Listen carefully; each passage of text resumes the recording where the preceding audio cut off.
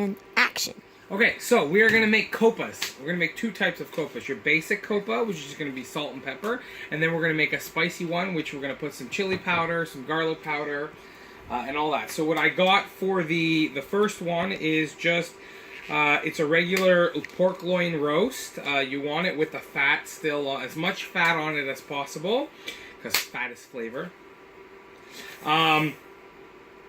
So I went to the grocery store. These were 2 for 1, so I got 2 of them. Now the first thing we're going to do is we're going to cut open our packages here and make sure that the meat is trimmed of anything that's sort of sticking out on the sides or anything like that, because any holes in it or whatnot is where bacteria could grow. So the first thing we're going to do is take our cutting board and our knife, cut open these packages. Now this one came with net because they were going to make this to a roast.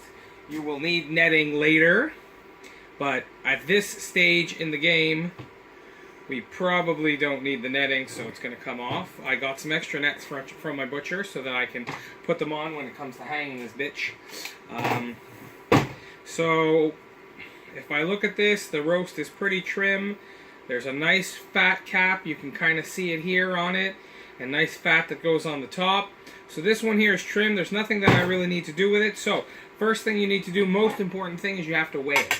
The reason that you have to weigh it is because you're going to figure out how much salt you have to put on, how much of the other stuff you have to put on, and weighing it through the whole process is important to understanding the drawing. So these, they told me, were roughly 1 kilogram. This one here is 1,193 kilograms. It's important to be exact because we need to have ingredients that are in relation to the weight. So for the basic one, you need 3 things, okay?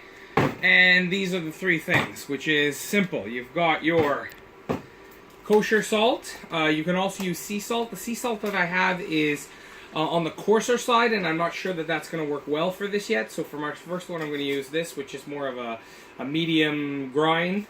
You're going to need this here, which is curing salt or Prague powder number 2.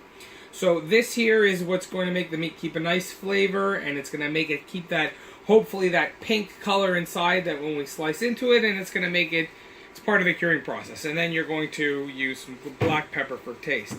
So the percentages, you need 3% of your grams in kosher salt. So 1,193 with the power of the calculator on my phone. We take 1193 and we figure out what 3% of that is. So times 0.03. So we'll need 35.79 grams of salt. So you know what would be good if we wrote that down. So hit pause. I'm going to get a pad and paper and I'm going to come right back. Welcome back after our commercial break. So with the power of editing, I did my math.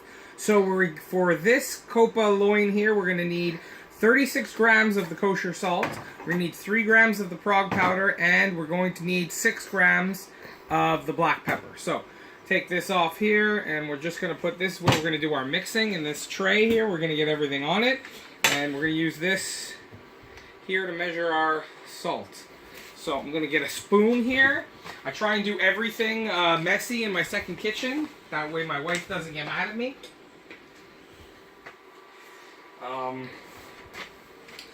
So you can take a little tour. So we're going to look for 36 grams of salt. Do a little mixing in here. Okay, no, yeah, 0. Okay, 36 grams.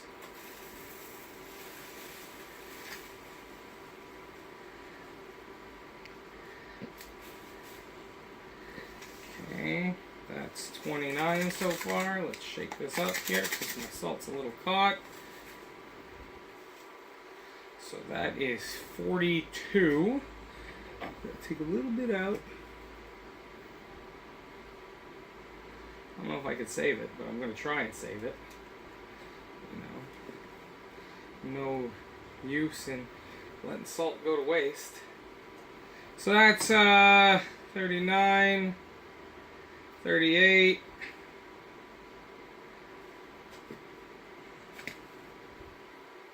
36, perfect. If you could see this thing, you'd be very impressed with me. 36 grams. Okay, so 36 grams. We're just going to take this and throw it all over, and then we're going to rub it in afterward here. So then this here, we need to be very careful, because for a few reasons. This is sort of poisonous. What I mean by that is that if you were to use this like regular salt, you would kill yourself. It's got nitrites in it, which is all about curing the meat, but will be all about killing you if you decide to season your French fries with it. So don't do that. That's why they make it pink. Or that's why I read they make it pink, but then they have this Himalayan pink sea salt, so it can be confusing, and if you're stupid, you're probably going to die, so just be careful. So we need 3 grams.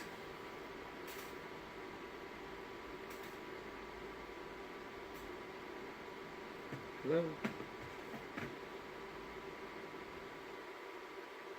That did not work.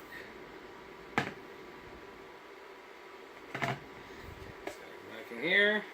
I reset this little bastard. So minus 8.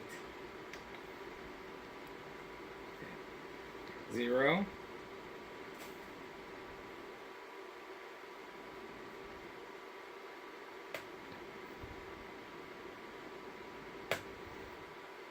Huh. I may not be, I wasn't too smart, eh? Okay. First of all, I'm going to edit this, so you're never going to see all these mistakes. Okay. This is the first time I use this scale. I thought it would be a little more sensitive, but I guess it's not. So now it is at 0. No, it is not at 0. Okay, now it is at 0. That was at 0.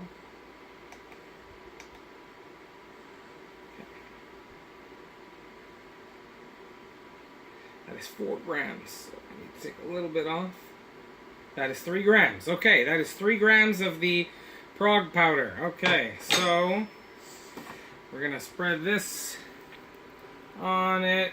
And again, we're going to have to mix it all up so that it gets all good and mix it all up.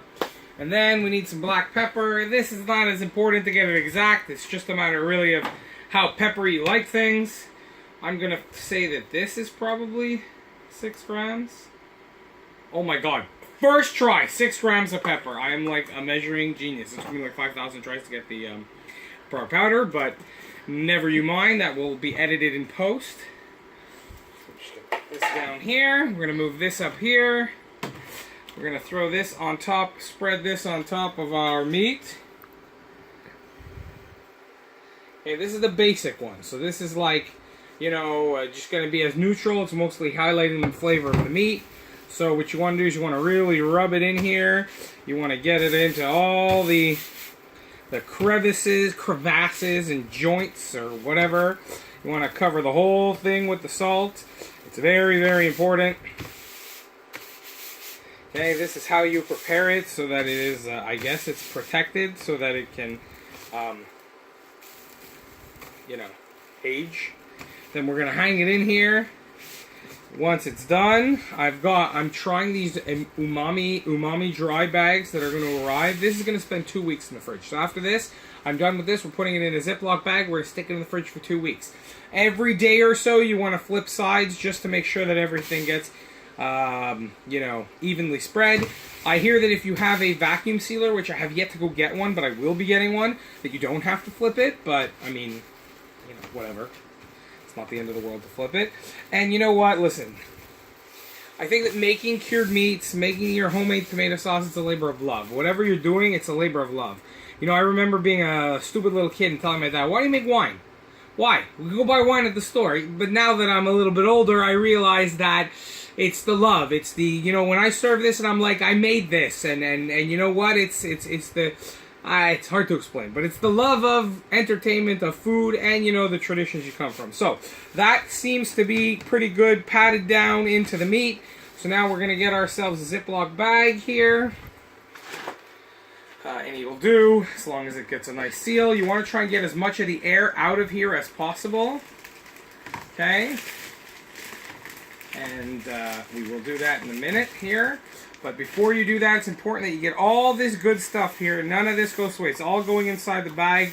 It's important. It's part of the balance of the, I mean, if you drop a couple of set crystals, it's not going to be the end of the world there, but, or at least I hope. I don't know. It's the first time I'm doing it.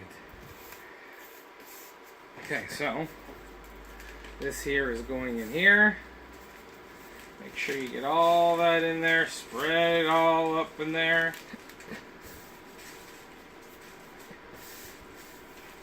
Okay, so that is number one. So then you're going to take this and you're going to roll it over, because this will help get all the air, the most air you can get out of it, you want to get out of it. And then you close it, trying to get all the air out, and that is one. So now you'll see like most of the air is out of this here. You know, it's pretty good. And like I said, every couple of days you're going to flip it up and down. Some of the juices, they're going to suck all the moisture out and in and get this flavor inside here. Very important, you want to write the date on the bag. You want to write the date on the bag because you want to know, you know, when you got to take it out. Not a big deal if you're doing two, but if you're going to have a whole bunch of different meats in your fridge at the same time, the dates are important. So today is November 29th. Thank you, my lovely assistant behind the camera. 2016. So 2 weeks. 2 weeks. This is going to go into the fridge. This is the basic Coppa. Now, next, we're going to put this here before we put it in the fridge. Next one, we're going to do same type of deal. We're going to go for a spicy one. So, remember, first part of this is we need to weigh it. So, we're going to remove it from its package. And like I said, you know, if you're into curing meats, if this is something that you would find fun, look for the deals. Butchers often, you know, there's a lot of meat that, you know, you can be cured. You know, for sure there's the expensive cuts, but, you know, you're talking about something like this here. This will probably, you know, you're looking, it's going to lose quite a bit of its weight, but it's still going to, you know, nice thing you take out in a party. So you inspect it. See, nice fat. The other one actually had more fat on it, so probably better. But this guy, you know, he still knew how to get down. So, plate here. This is gonna go on. Then after handling all this meat and shit, you probably want to wipe down your material. So there's 0 grams. We've done the plate. We put this on. This one is 1068, so it's a little bit smaller. So you record them the 1068, then wipe your hands on your shirt. You use your phone, clean your phone later because you've touched raw meat. Or you get a calculator, whatever you like. So you do 1067 times 0.3, so it's going to be 30 something in the salt, 32 grams of salt. Okay, and then, you know, roughly you're looking at 3 grams and say it's roughly the same because they're roughly the same. The only one I try and be exact on, super exact, is the Prague powder. So 1,000 times 0.0025, talking about 2.6. That's what we're aiming for here. So 2.6, we'll see what happens. So let's start with the kosher salt here. Let's see if we can get to our 32.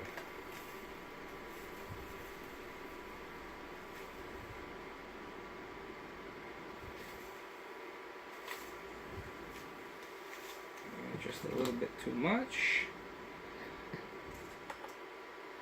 Okay, that was 39. 35. 34. 32. Perfect. I don't know if I have to be exact. I imagine as I get older and I realize that none of this matters within a gram, I won't be as exact, but it's the first time. So for the first time, we're going to have a little bit of fun and be exact.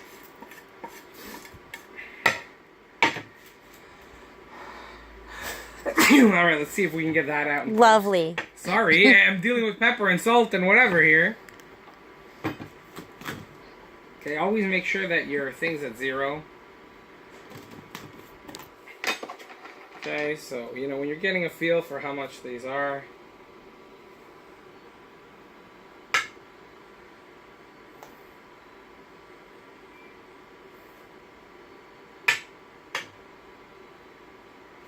see, it's too small with this thing here, so we're gonna have to we're going to have to just do it on the scale. I might have to get something a little bit better for this in the future. I'm not sure. Come up with a better plan than doing it right on the scale. That looks about right. Alright, that looks about right. Okay. So that's that, and then I'm going to eyeball the... Oh, wait, this one has a few other things in it, I forgot. So that's the salt here. Just checking the recipe, very professional, I know. Pure salt, black pepper, white pepper, red hot chili powder, and garlic powder. 2% red hot chili pepper, so 2%, so you need like 20 grams of that shit. Okay, so I haven't opened this thing yet. Okay, this curing salt can go bye-bye now.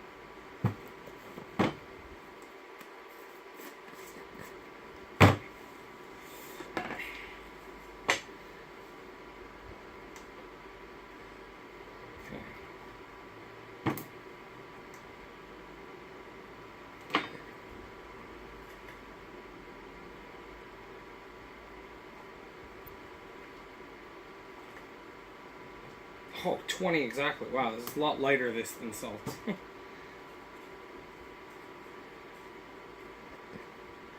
Break these big little guys up. You mean you can break it up when you're doing the meat. This is like my poor wife's antithesis. Alright, and then we need the pepper.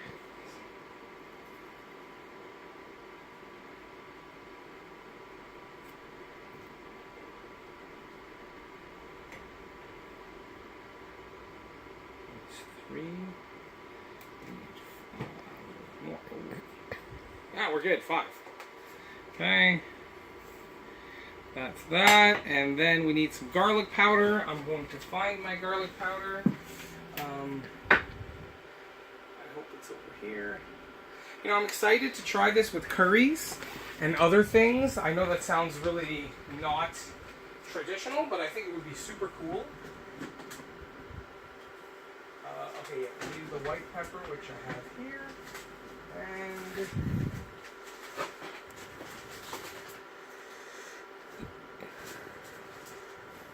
fortunately, my wife's going to have to pause while I run upstairs to get garlic powder. Okay.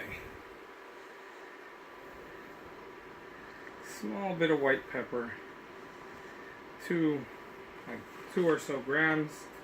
Alright, so this one, as you can see, has a lot more spices, more likely to make me sneeze, which I've already done once in this video. So,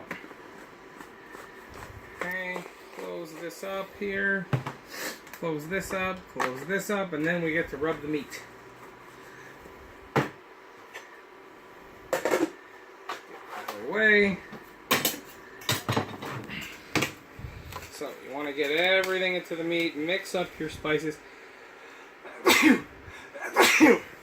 You can mix your spices. You know, I've seen people do that in videos. I feel like in this pan and whatnot, things are going to get nicely mixed all over. The only thing is maybe the Prague powder won't get mixed up so much, but I'm being vigilant to make sure that it all gets mixed up. Plus, you know, as you turn that bag over, things are going to move and stuff like that. So this one here is going to have a spicy exterior. Even though after we take these out, we're going to wash them, it's still going to have a crust. And this here, you see, when you have little crevasses like that, you want to make sure you get the salt and whatever in there, because it's got to reach into the meat. It's got to go deep into the meat. And make sure, like over here, you see this here? This has got to get it too. It's got to get all up in here. Because anything that you have exposed is not doing its job. It's not getting in.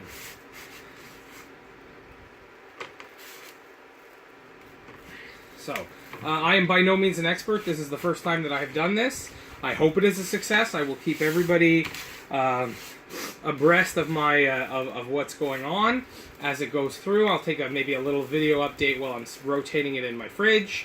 And then in 2 weeks we will take it out, and then we'll see. I might have these umami dry bags by then, or I might be doing it, you know, real traditional style and getting like a cheesecloth or something like that. You could get like these things that are like the intestines of a cow or a pig or whatever it's called, the beef bung, and then you can wrap it in that.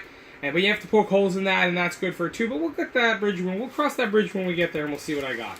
You know, I have to tell you, these umami bags are like these vacuum seal bags that you can do all the drying in your fridge. But there's something about hanging the meat in your own garage and watching it, you know, that kind of seems to be part of the whole fun of this thing. So we will see if I use those bags.